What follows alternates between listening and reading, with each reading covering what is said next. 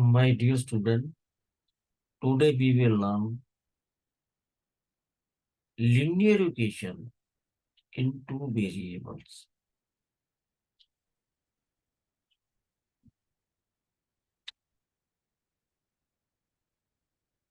How it start, how it comes into existence of daily life.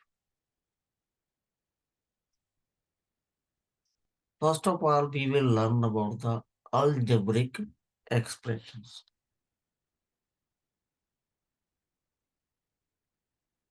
जैसे हमारे यहाँ भाषा में, चाहे वो हिंदी भाषा है, चाहे वो इंग्लिश भाषा है, चाहे पंजाबी भाषा है, चाहे उड़िया है, कोई भी क्षेत्रीय भाषा में हमारे बुजुर्ग जब हम छोटे छोटे होते थे तो वो कुछ बुझारते हमें देते थे कि आप इसको बूझो, इसका आंसर क्या होगा। ऐसे ही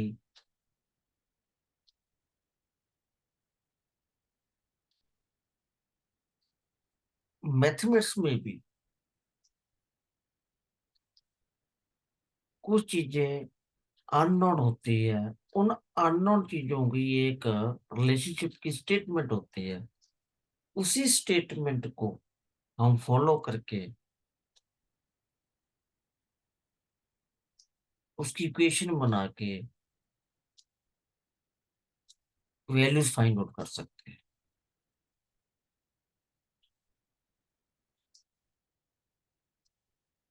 तो मैथमेटिक्स में ये सारी कंसेप्ट जो है वो एक्सप्रेशन से स्टार्ट होता है, अलजेब्रिक एक्सप्रेशन से।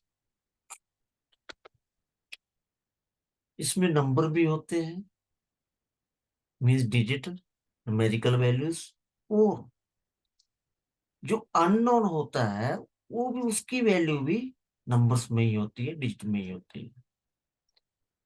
जैसे मैंने लिखा है 5 एडेड टू ए नंबर। अब 5 तो एक डिजिट है, वैल्यू है, ये तो मुझे नॉन है, और ये कांस्टेंट रहे। 5 आपके पास अगर कोई वैल्यू है,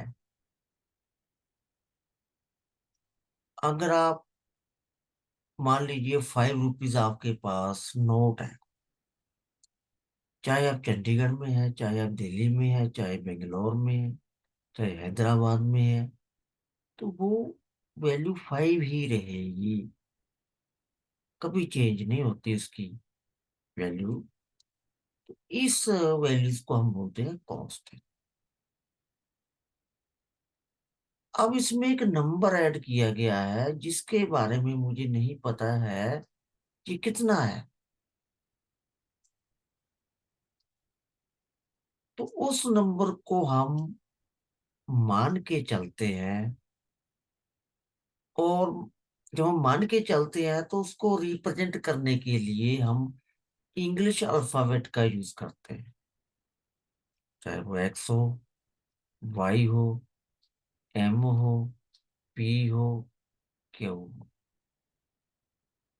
यदि आपके पास हिंदी मीडियम है तो वहाँ का भी मान लेते हैं, खा भी मान लेते हैं, गा भी मान लेते हैं।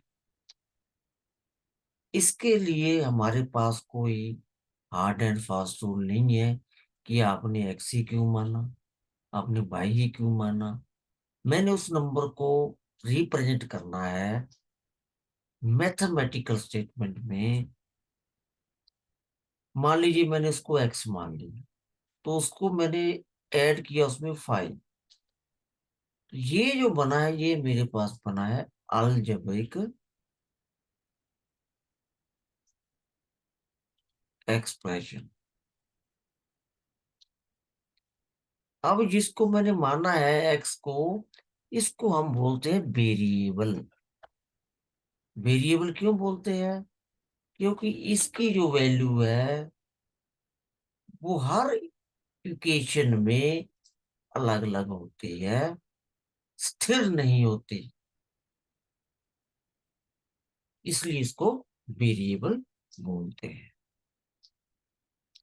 अब इसी स्टेटमेंट को, जो मैं तुम्हें 5 एडिट हुए नंबर को मैं थोड़ा मॉडिफाई कर दूं फर्दर। अब मैं लिख देता हूं 5 added to a number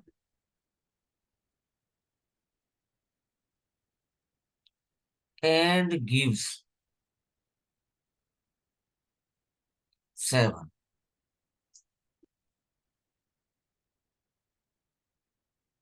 number को मैंने एक्स माना, उसको मैंने 5 ऐड कर दिया, तो इक्वल टू क्या आ गया? 7। तो ये मेरे पास फॉर्मेशन हो गई इक्वेशन। इसमें मेरे पास एक ही वैल्यू जो है वो अननोन है। वो अननोन जो एक्स है, उसकी जो पावर है, डिग्री है, वो 1 है। तो इसको बोलेंगे लीनियर।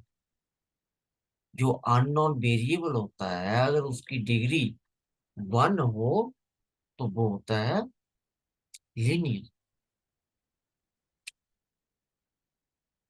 अब x+5 इक्वल टू 7, ये इक्वेशन बन गई। इसके दो पार्ट हो गए, left hand side and right hand side.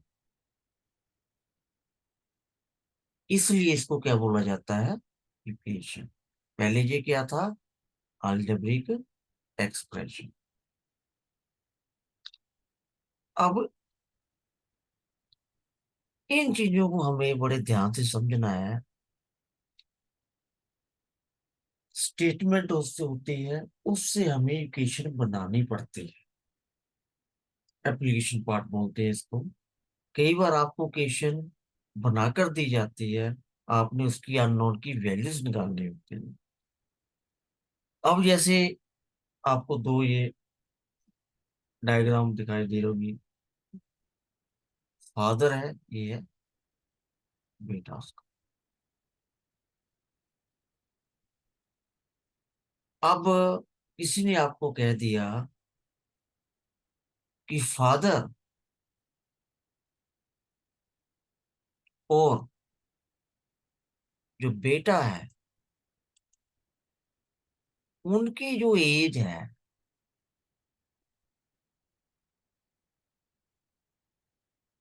दोनों का जो सम है वो 60 है।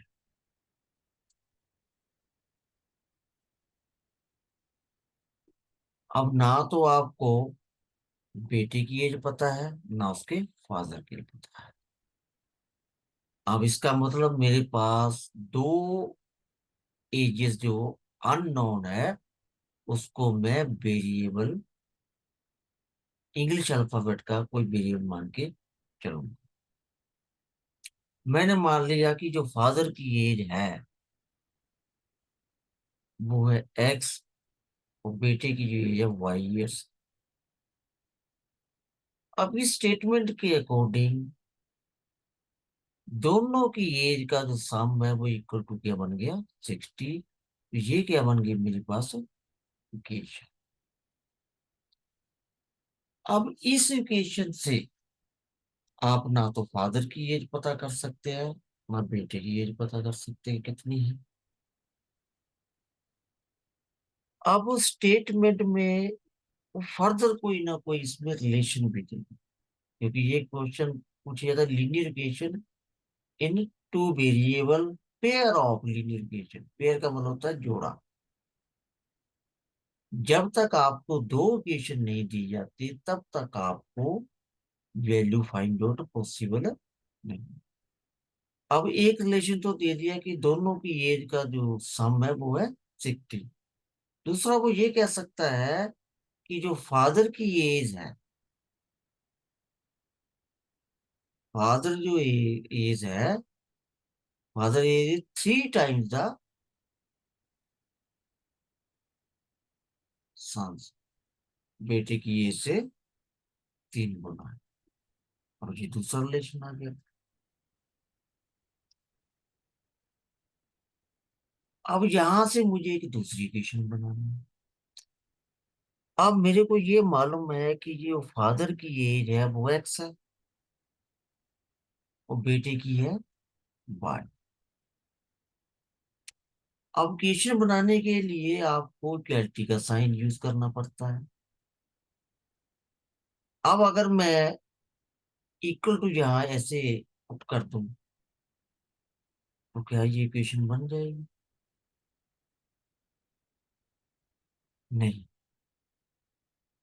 अब इनका जो रिलेशन दिया गया है वो यूज करना है मुझे। सन की एज जो है 3 गुना है किससे? फादर से। मान लीजिए मैं आपको कह रहा हूं कि जो 18 है वो 6 से 3 टाइम्स ज्यादा है। अब मैं इन दोनों नंबर्स को इक्वल करना है। तो इक्वल करने के लिए मुझे 3 से मल्टीप्लाई करना पड़ेगा किसको? 6 को, जो कम है। ऐसे ही ये फादर की एज है एक्स, वाई सन की एज है। सन की एज जो है वो छोटी है। अब दोनों को जब मैंने इक्वल करना, 3 टाइम का रिलेशन है, 3 किससे मल्टीप्लाई होगा? छोटी एज से जो सन की है। तो x-3y इक्वल टू क्या आ गया? 0। ये बन गई मेरे पास सेकेंड इक्वेशन। अब हम कोई और एग्जांपल ले लेते हैं। जैसे आपके पास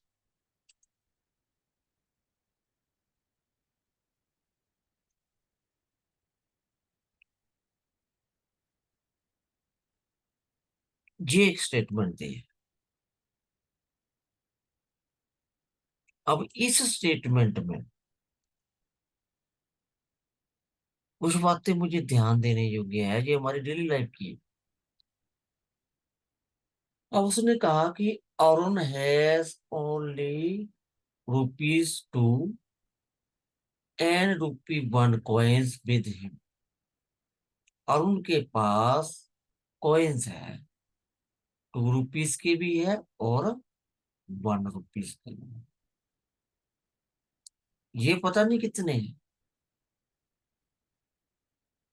अलग अलग कितने हैं। अब फर्दर स्टेटमेंट में क्या है कि total number of coins that he has 50।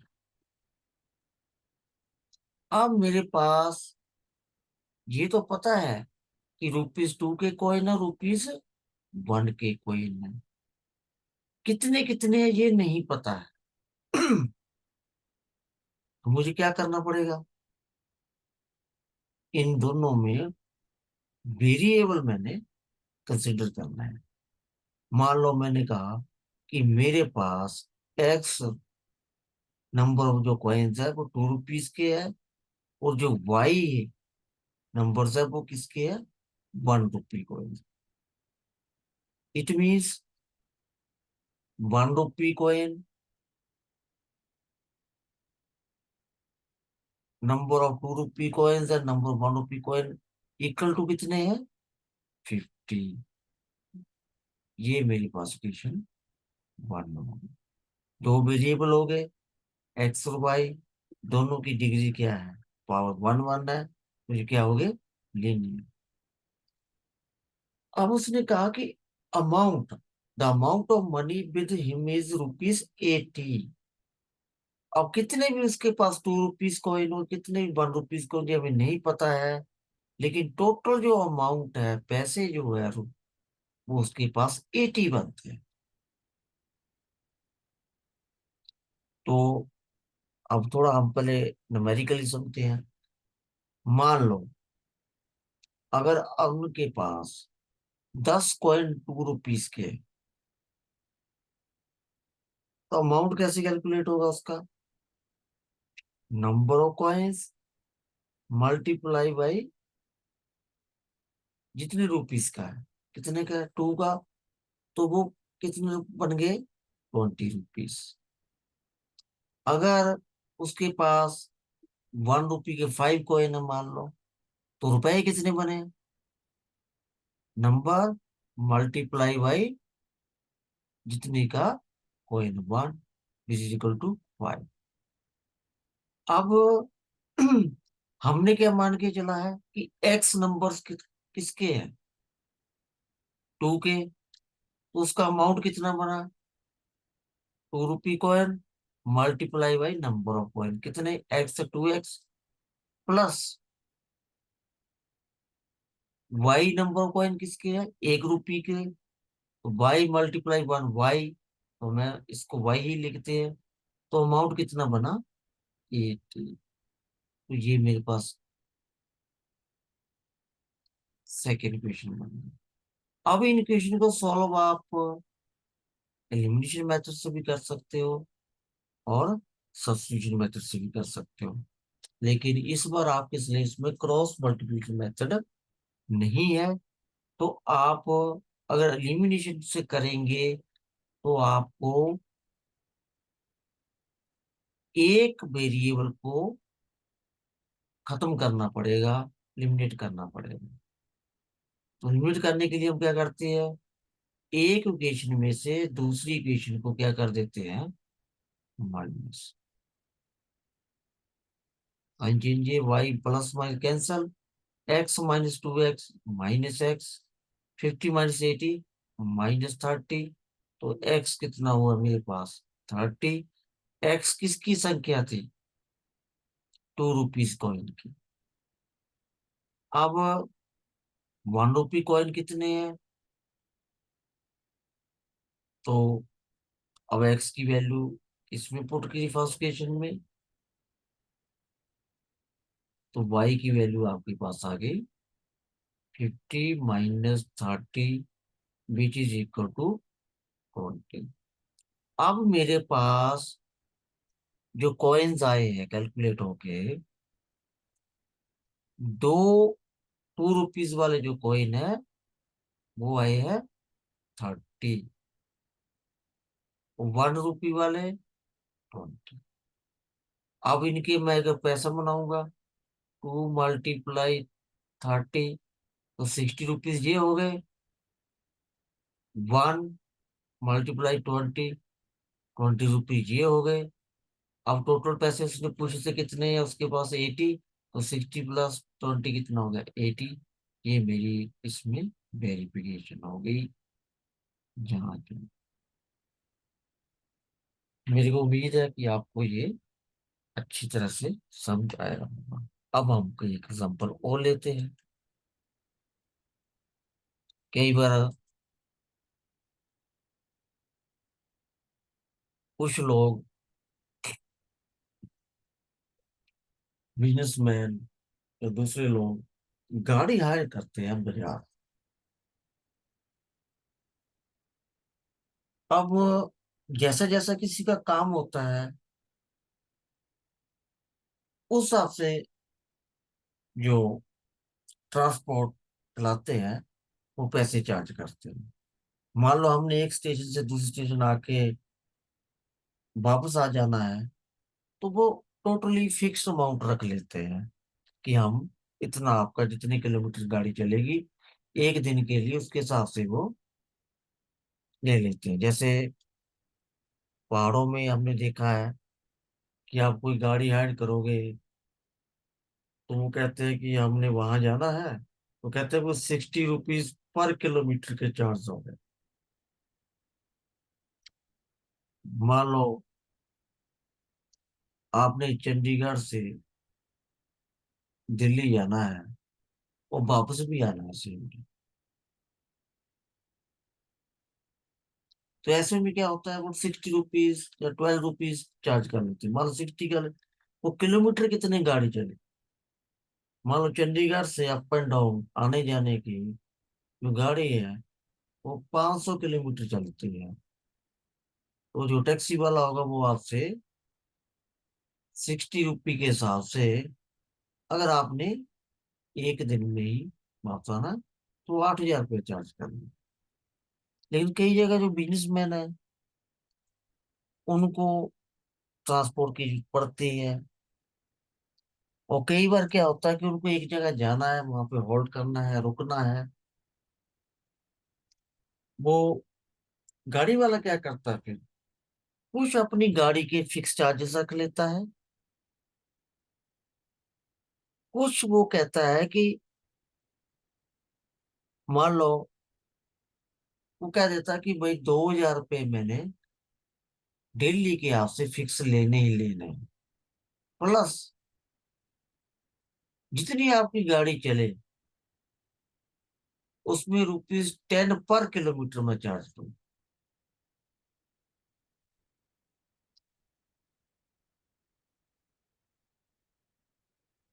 मान लो आप कहीं गए, आपकी गाड़ी 15 किलोमीटर चली सिर्फ एक दिन की, तो 2,000 तो वो आपसे फिक्स चार्ज लेगा, प्लस 15 किलोमीटर, 1 किलोमीटर का 10 रुपये वो चार्ज करता है। तो 2,000 प्लस 150, वो 2,150 रुपये आपसे चार्ज करता है।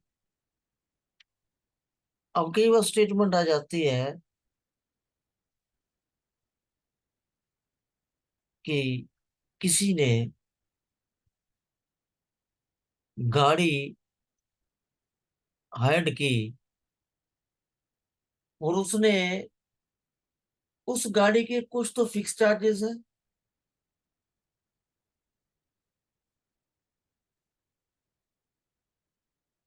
और गाड़ी वाला कह रहा है कि मैं 15 रुपए पर किलोमीटर के भी लूंगा। तो मान लो किसी ने 3,000 रुपया पे किया उस गाड़ी के लिए, 15 किलोमीटर ही, वो 15 रुपए पर किलोमीटर के हिसाब से। ये मान लो अरुण है, ऐसा ही उसका एक फ्रेंड है, उसने भी कहा कि मैंने गाड़ी की, मैं कुछ उसका फिक्स अमाउंट था ये नहीं बताया दोनों ने, और 12 रुपए पर किलोमीटर का मेरे से वो चार्ज करता है। तो मैंने उसको 4,000 रुपये दिन के दिए। दोनों फ्रेंड हाउस में डिस्कस कर रहे हैं। अब ना तो दोनों ने बताया कि उनकी टैक्सी के फिक्स चार्जेस क्या है, ना उन्होंने ये बताया कि कितने किलोमीटर हम चले हैं। ये बता दिया कि मेरी गाड़ी का पर किलोमीटर 15 रुपये और उन्होंने बताया, और दूसरे ने बताया मेरी गाड़ी का 12 रुपये पर किलोमीटर है। तो टोटल अमाउंट सब दोनों ने बता दिया। तो अब जो फिक्स चार्जेस है वो हम मानेंगे एक्स। ये भी नहीं पता है, पर किलोमीटर का भी नहीं मुझे पता है, वो मान के चलना है। हाँ, दोनों अननोन वेरिएबल हो गए। अब पहले हम आएंगे अरुण के केस में। फिक्स चार्जेस तो उसके एक्स है, प्लस ₹Y मान मान के चला पर किलोमीटर चलता है, लेकिन वो अरुण चला कितना है, 15, 15। तो उसके अमाउंट कितना बन गया, 15Y। दिया कितना उसने, 3,000। तो ये अरुण के केस की यूनिफिकेशन बन गई। जब वर्ण का केस आया, फिक्स चार्जेस तो एक्स है, तो वर्ण का भी नहीं पता है कितने किलोमीटर चला। हमने मान के चले Y किलोमीटर वो चला है, उसके चार्जेस हो गए 12Y। उसने कितना पेमेंट किया, 4,000। अब उसकी इक्वेशन ये बन गई। अब यहां से दोनों इक्वेशन को मैं एलिमिनेशन मेथड से सोल्व करूंगा।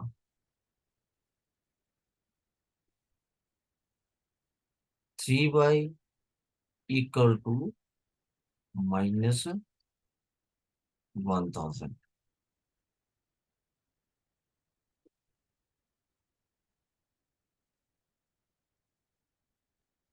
अब यहाँ आप ध्यान से देखेंगे कि हमारा अमाउंट तो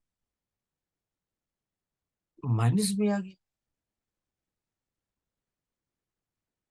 तो ये जो स्टेटमेंट है, ये टोटली क्या हो गई, रॉन्ग हो गई। तो आपको कभी भी रॉन्ग स्टेटमेंट नहीं आएगी। कई स्टूडेंट क्या करते हैं कि जो रियल लाइफ की सिचुएशन के क्वेश्चंस होते हैं उसमें नेगेटिव वैल्यू निकाल देते हैं। ये तो आपने मान के चलना है कि स्पीड हुआ, एज हुआ, रुपए हुए, इनकी वैल्यू इन क्वेश्चंस में कभी नेगेटिव नहीं आती। तो अगर आप कॉमन सेंस देखेंगे तो जो अर्न के पैसे हैं वो ज्यादा होने चाहिए, कि फिक्स चार्जेस तो दोनों के सेम ही है। वो किलोमीटर भी ज्यादा चला है, उसका चार्जेस भी ज्यादा है किलोमीटर के। तो ये स्टेटमेंट जो है वो रॉन्ग है। तो कईयों की कैलकुलेशन मैक्सिमम नेगेटिव आ जाती है ऐसे क्वेश्चन में। इसलिए मैंने आपको ये एग्जांपल बताई है। एक तो आपने क्या ध्यान रखना है, एज के जो क्वेश्चन होते हैं वो, स्पीड के क्वेश्चन होते हैं वो, अगर बाई चांस दो वैल्यूज आ गई, एक पॉजिटिव एक नेगेटिव, तो आपने पॉजिटिव ही कंसिडर करनी है। स्पीड, एज और रुपीस, कई बार वैल्यू हमें केजी में निकालनी पड़ती, वो भी कभी नेगेटिव नहीं होती। जो डेली लाइफ में हमारे यूज होती है चीजें, वो हम ये तो नहीं कह सकते मैंने इसको -20 रुपीज पे कर दिए। तो तो इन चीजों का आपने ऐसे क्वेश्चंस में ध्यान रखना है। मुझे उम्मीद है कि ये आपको अच्छी तरह से समझ आ गया।